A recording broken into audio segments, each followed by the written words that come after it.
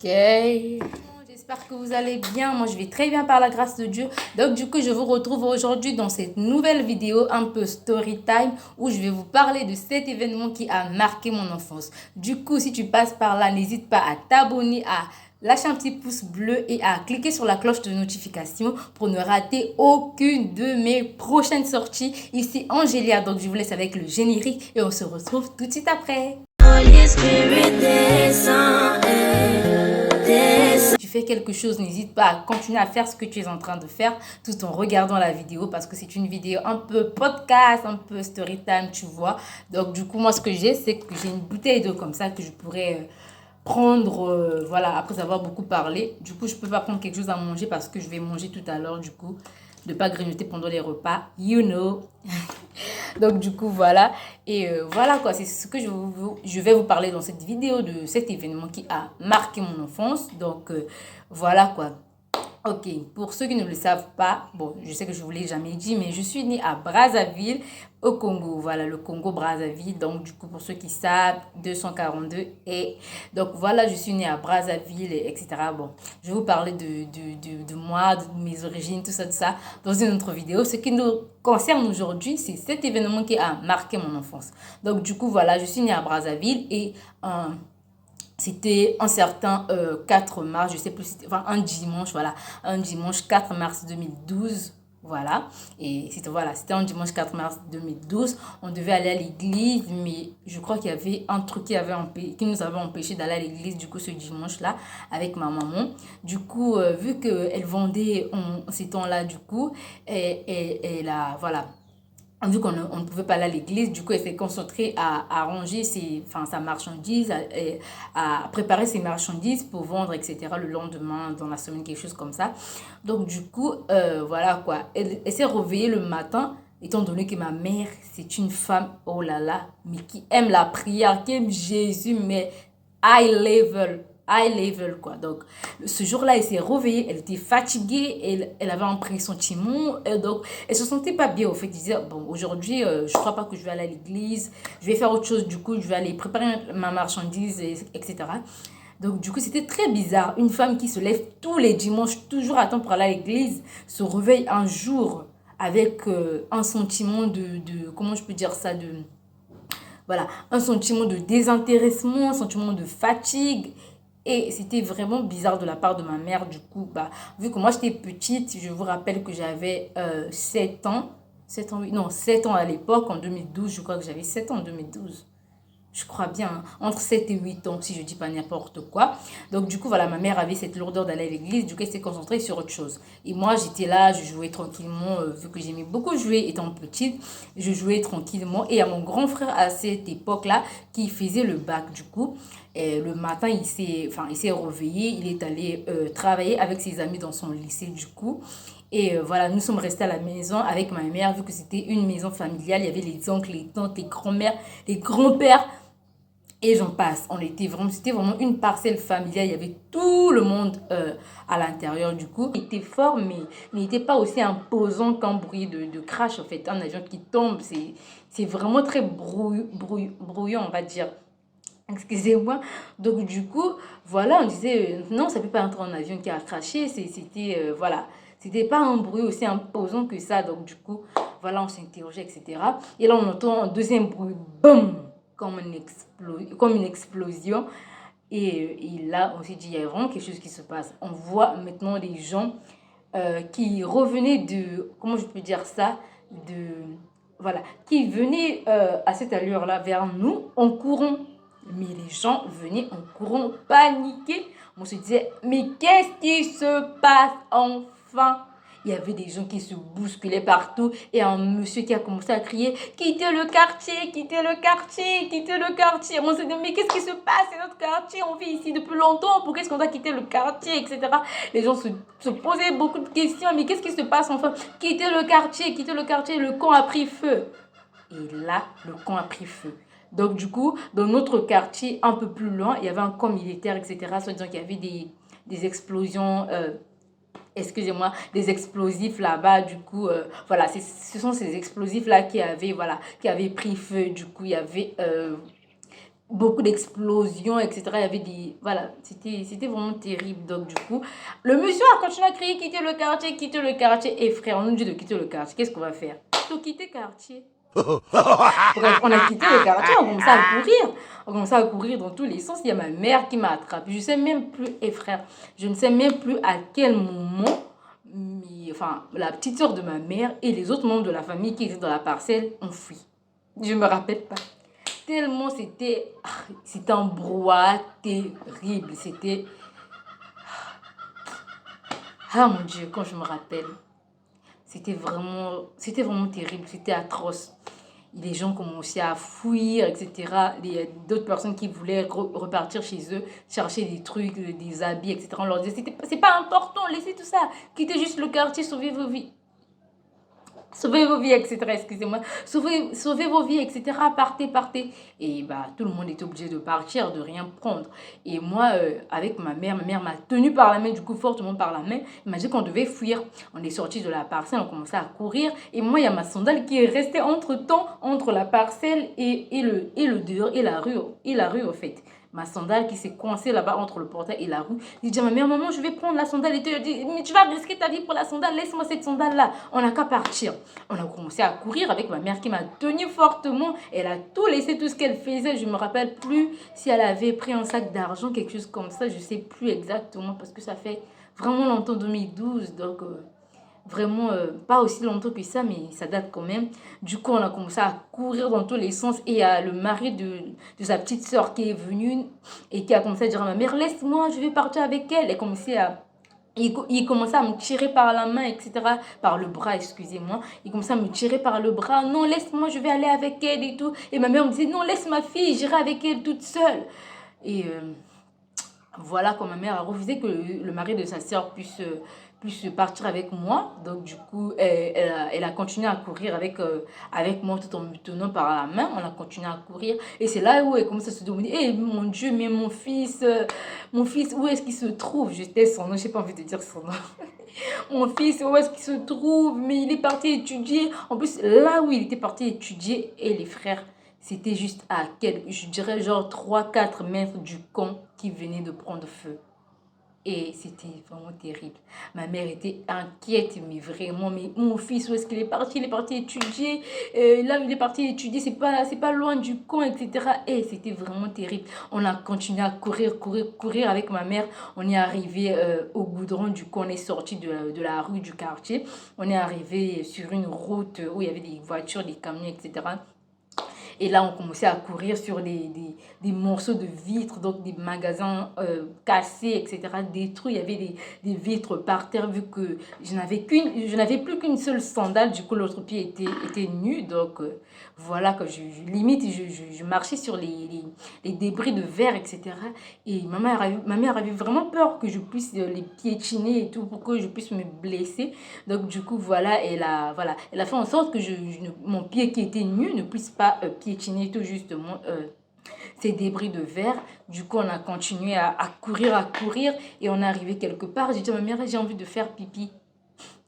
J'ai envie de faire pipi. Vous imaginez la panique. Quand on est paniqué, on a plusieurs émotions, on a plusieurs besoins qui surviennent comme ça. Là. Moi, j'avais envie de faire pipi. J'ai dit à ma mère, j'ai envie de faire pipi, je dois faire pipi maintenant. Elle me dit, va faire pipi au coin là-bas. J'ai dit, j'ai peur, maman. Elle m'a tenu restée à côté de moi, va faire pipi. Sinon, tu vas faire pipi dans les habits.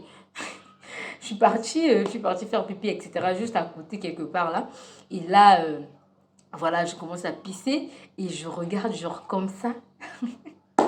Mais je vois un explosif, mais qui part de la terre et qui vient jusqu'au ciel. Et là, je vois un éclat, mais genre, boum!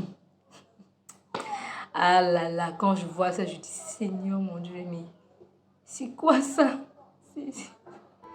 Ah, je suis émotive, oh là là, c'est un sujet qui est très difficile à parler, enfin, dire, enfin, vous voyez.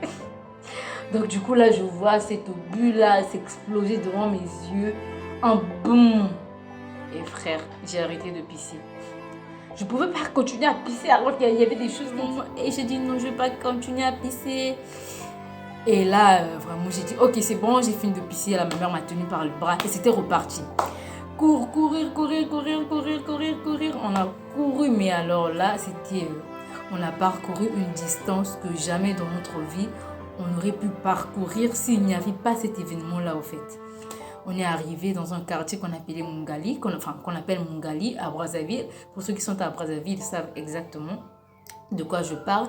Du coup, ONG et Brazzaville. Donc, nous, on habitait à ONG et c'est là-bas qu'il y avait ce camp. Donc, du coup, on a quitté ONG pour arriver à Mungali, un autre quartier du coup de Brazzaville. On est arrivé là-bas et puis on est arrivé chez... Je sais plus, à cette époque-là, c'était, je crois, une de nos sœurs de l'église, une de nos mamans de l'église, qui nous a accueillis dans sa maison, etc. Elle a dit, mais qu'est-ce qui se passe? On entend des bruits de bombardement, etc. Et là, on était vraiment fatigués, j'étais épuisée. Vous imaginez un enfant de 7, 8 ans voir toutes ces choses, voir toutes ces explosions, ces bombes, ces obus qui explosent devant moi, et tout cet attroupement de gens qui courent ça et là, c'était atroce, c'était vraiment atroce. Je vous cache pas non plus les gens blessés. Voilà, les gens blessés que je voyais autour de nous. Il y avait des gens qui s'arrêtaient en cours de route parce qu'ils étaient blessés. Ils pouvaient juste pas continuer à courir. En fait, frère, c'était trop atroce. C'était vraiment atroce. Du coup, on est arrivé chez cette mère et puis ma mère a commencé à expliquer, etc. Ce qui se passait. Elle a expliqué. Et voilà quoi. Après...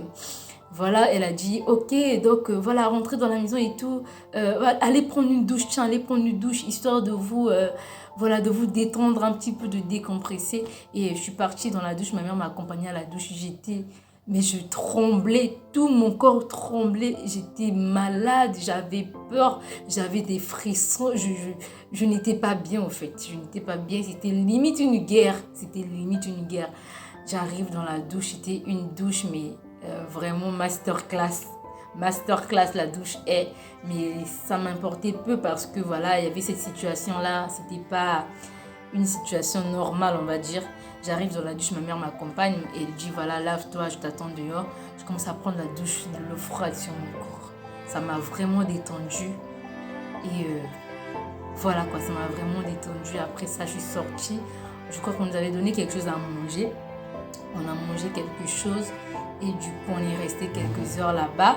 Après quoi, nous sommes partis, nous avons pris le bus. On est parti dans un quartier un peu plus loin qu'on appelait Massengo. Enfin, qu'on appelle Massengo. Pourquoi je dis qu'on appelait qu'on appelle Massengo. On est arrivé là-bas, toujours à Brazzaville. On est arrivé là-bas, du coup, c'était chez la soeur, la petite soeur de ma mère. Du coup, on est arrivé là-bas. Elle nous a accueillis. Donc là-bas, on a passé...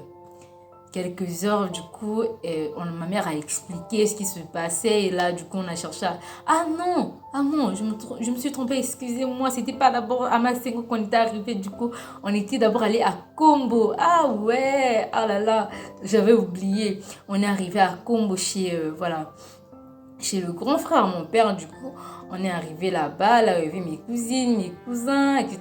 Mes autres grands frères. On est arrivé là-bas et voilà, on a expliqué ce qui se passait. Et c'était... Je vais reprendre de l'eau, tiens. Excusez-moi.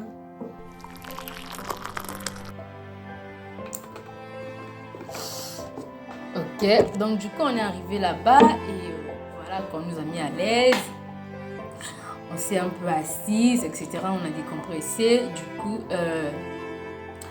on a cherché à prendre des nouvelles de mon grand frère, du coup, qui était parti étudier le matin, je vous rappelle, avec ses amis dans ce lycée-là. Et puis, c'est là où on nous dit non, il a atterri chez notre oncle, etc. Il a couru comme un fou. Il est arrivé par hasard, il est arrivé par hasard chez notre oncle. Vous imaginez la distance qu'il a parcouru en courant, en allant dans tous les sens pour finalement atterrir chez notre oncle par hasard. On a dit qu'il était en sécurité, etc. Et le reste de notre famille était en sécurité. On a rendu grâce à Dieu. Et puis voilà quoi. Et voilà, c'est là où nous sommes maintenant partis à Massengo chez la petite soeur de ma mère. Du coup, c'est là-bas qu'on est resté... toute la journée. Du coup, on a passé la nuit là-bas. Et voilà, c'est alors qu'on va rester là-bas jusqu'à au moins des années, au fait. Oui, je crois qu'on a fait 2 ans là-bas. Et c'était vraiment terrible. C'était vraiment terrible. Je crois que je vais vous mettre les images. Pas des images vraiment terrifiante, quoi. Je vais essayer de doser un peu parce que là, je parle juste comme ça, mais de le vivre, c'était, c'était vraiment atroce. C'était vraiment atroce. Et là, jusqu'aujourd'hui, j'ai encore des images et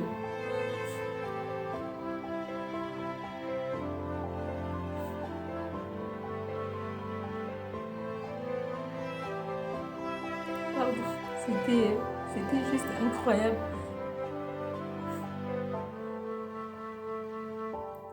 Et il y a eu beaucoup de morts en fait. Il y a eu vraiment beaucoup de morts. Je me rappelle de l'ami à mon grand frère qui a fêté son anniversaire la veille. Donc du coup le samedi, excusez-moi, c'est très... je sais pas pourquoi j'ai voulu vous en parler, etc.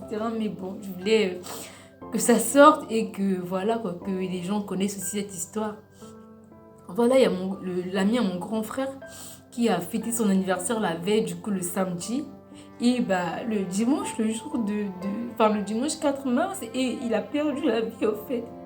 Il a perdu la vie, donc,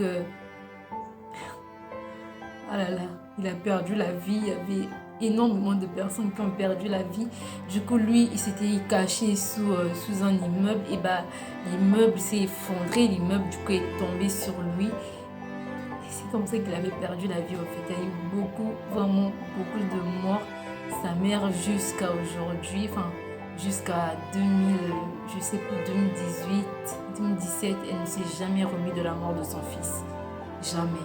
Elle est devenue limite, voilà, elle parlait plus.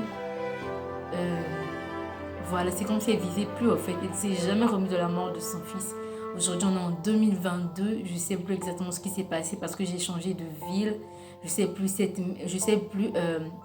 J'allais dire, je sais plus si cette mère a finalement pu se sortir cela de la tête. Je me rappelle, je n'ai plus en fait des souvenirs voilà, de cette maman, etc. Et ça fait longtemps, aujourd'hui j'ai 18 ans. Du coup là, à l'époque, j'avais 7 ans. Vous imaginez un peu le temps.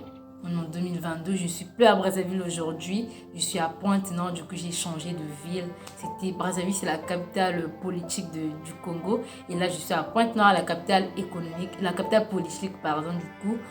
Donc, la capitale économique, excusez-moi, Brazzaville, ok, Brazzaville, la capitale politique. Ah, pourquoi j'arrive pas à dire Brazzaville? Tu connais pas ton pays, wesh frère? La capitale, Brazzaville, la capitale politique du Congo, et Pointe-Noire, la capitale économique. Voilà, on l'a fait. Donc voilà. Et vraiment, il y a eu beaucoup de morts. Vraiment, vraiment, vraiment beaucoup de morts. Il y a des gens qui ont perdu leurs membres. Il y a des gens qui sont morts sur place. Il y a des gens qui ont été... qui ont eu des têtes tranchées par les obus, par les éclats d'obus. Il y a eu vraiment beaucoup de choses. Des gens qui ont perdu des maisons. Vous imaginez, il y a des gens qui n'avaient... Enfin, des parents, des grands-pères retraités voilà, qui ont dû perdre leur habitat et tout. Donc, c'était vraiment compliqué, quoi. Il y a eu vraiment beaucoup de maisons qui ont été détruites. Voilà, quoi. Il y a eu vraiment beaucoup de choses. Vraiment beaucoup de choses. Et après ça, après quelques mois, il y avait du coup, le gouvernement congolais avait décidé de donner une somme de je ne sais plus de combien à chaque famille, histoire de refaire sa vie, etc. Ou de rebâtir enfin, sa maison, quelque chose comme ça. Mais bon, voilà quoi. Donc, aujourd'hui, ça fait partie du passé. Mais bon, j'ai toujours cette image dans ma tête. Et voilà, je vais vivre avec ça toute ma vie, hein, même si aujourd'hui, je ne suis plus la même petite fille traumatisée, troublée, parce que Jésus a fait un travail excellent avec mon cœur. Et voilà quoi, je suis plus cette petite fille-là troublée. Voilà quoi, Jésus m'a complètement transformée. Jésus a changé la manière de voir les choses, m'a donné... voilà, un nouveau départ, etc. Bien que j'ai vécu énormément de choses étant petite, aujourd'hui, bah, ça fait partie de mon histoire, en fait. Et voilà. Donc voilà, on arrive à la fin de la vidéo. J'espère que vous aura plu. C'était un peu émotionnel. Donc du coup, voilà, si c'est le cas, pardon, n'hésitez pas à lâcher un petit pouce bleu, à vous abonner et voilà, à me dire dans les commentaires ce qui vous a plu. Voilà, si vous avez des questions, n'hésitez pas à les laisser dans les commentaires. Si vous voulez en savoir plus sur cet événement du 4 mars 2012, du dimanche 4 mars 2012, n'hésitez pas, je suis prête à répondre à vos questions, du moins de ce que je sais, de ce que j'ai vu, de ce que j'ai vécu. Donc voilà, je vous dis au revoir et à bientôt pour une nouvelle vidéo. Ici Angelia.